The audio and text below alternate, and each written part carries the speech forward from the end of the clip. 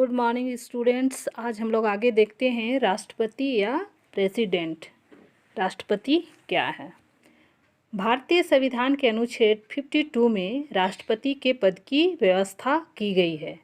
अनुच्छेद 53(1) के द्वारा भारतीय संघ की कार्यपालिका शक्ति भारत के राष्ट्रपति में निहित किया गया है। वह इन शक्तियों का प्रयोग संविधान के अनुसार या तो स्वयं अथवा अपने अधीन पदाधिकारियों द्वारा करेगा। व्यवहारिक रूप में इन शक्तियों का प्रयोग मंत्रिपरिषद करती है। संविधान के 42 संशोधन में राष्ट्रपति को मंत्रिपरिषद की सलाह मानने को बाध्य किया गया है। आगे है अर्हताएं या योग्यताएं या क्वालिफिकेशन। राष्ट्रपति बनने के लिए उम्मीदवार में निम्नलिखित योग्यताएं होनी चाहिए। तो वह क्या क्या योग्यता होनी चाहिए राष्ट्रपति बनने के लिए? 1 नंबर है वह भारत का नागरिक हो। दूसरा है वह 35 वर्ष की आयु पूरी कर चुका हो। तीसरा है वह लोकसभा का सदस्य बनने की योग्यता रखता हो। चौथा है वह केंद्र तथा राज्य सरकार के अधीन किसी लाभदायक पद पर ना हो। 5 नंबर है वह संसद के किसी सदन का सदस्य ना हो।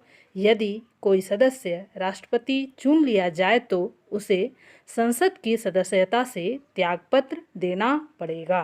6 नंबर है उसे चुनाव लड़ने के लिए 15,000 रुपये जमानत के रूप में भरने होते हैं।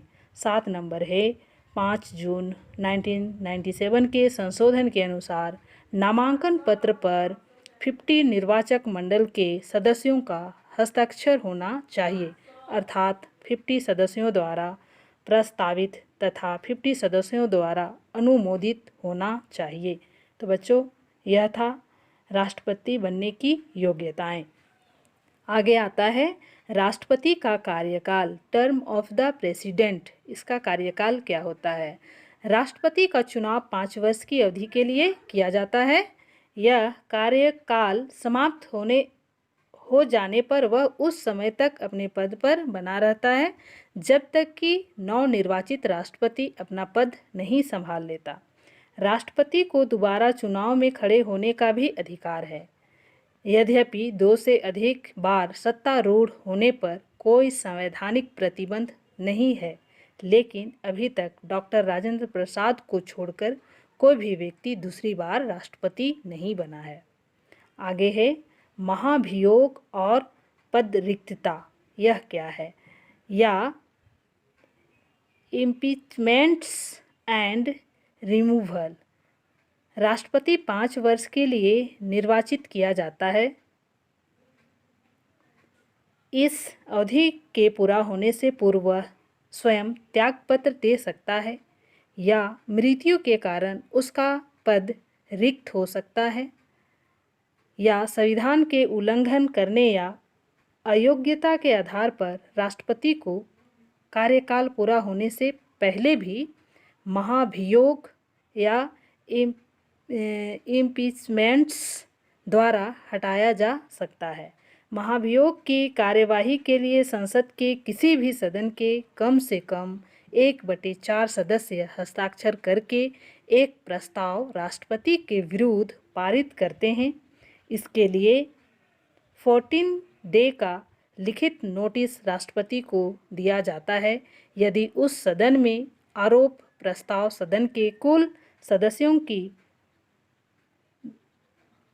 2/3 बहुमत से पास हो जाए तो प्रस्ताव दूसरे सदन के निर्णय के लिए भेजा जाता है।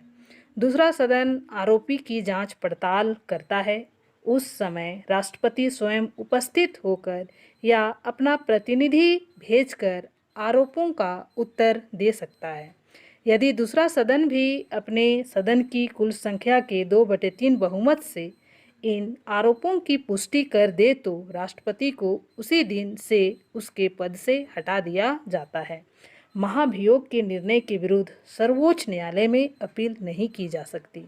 यदि किसी कारण से राष्ट्रपति का पद रिक्त हो जाए तो संविधान के अनुसार उपराष्ट्रपति उसका कार्यभार संभालता है तथा 6 मास तक राष्ट्रपति के पद पर कार्य करता है। इस अवधि के बीच राष्ट्रपति पद का चुनाव किया जाना आवश्यक है।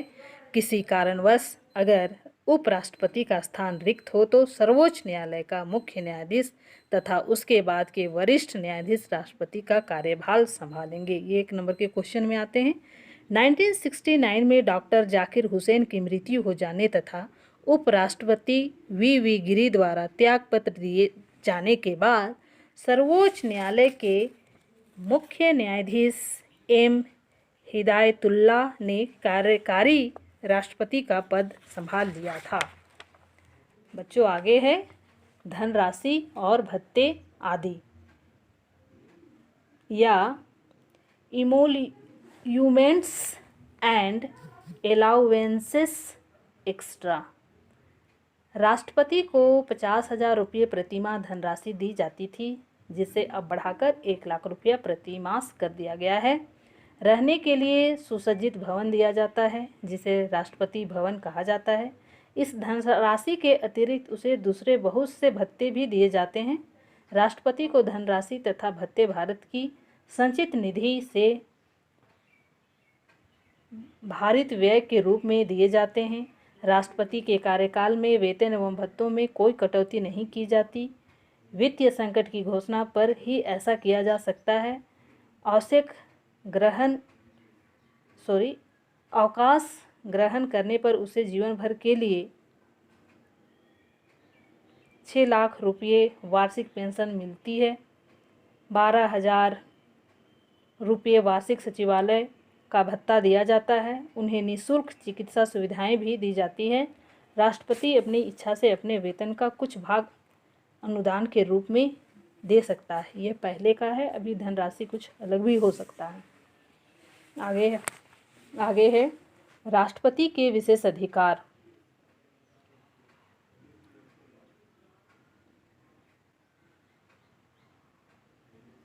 क्या क्या है राष्ट्रपति के विशेष अधिकार? राष्ट्रपति को संविधान के अनुसार बहुत से विशेष अधिकार प्रदान किए गए हैं। 1 नंबर है वह अपनी शक्तियों और अधिकारों के प्रयोग के लिए देश के किसी भी न्यायालय के प्रति उत्तरदायी नहीं होता। केवल संसद में ही उसके विरुद्ध महाभियोग चलाया जा सकता है। 2 नंबर है उसकी पदावधि में उसके विरुद्ध कोई फौजदारी कार्यवाही नहीं की जा सकती।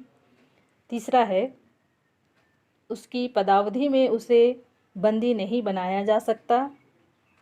4 नंबर है उसकी पदावधि में उसके विरुद्ध निजी कार्यों के लिए तब तक कोई दीवानी कार्यवाही नहीं की जा सकती जब तक कि उसे कम से कम 2 महीने पूर्व लिखित नोटिस न दिया जाए।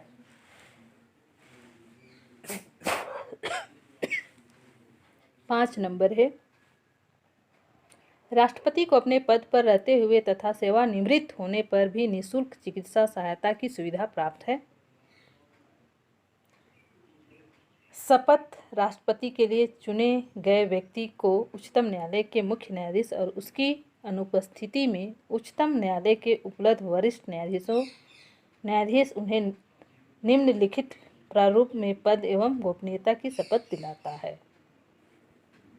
तो बच्चों यह था राष्ट्रपति के अंतर्गत क्या क्या चीज़ें आती है। आज हम आप लोगों को इतना ही बताकर क्लास समाप्त करती हूँ। Thank you.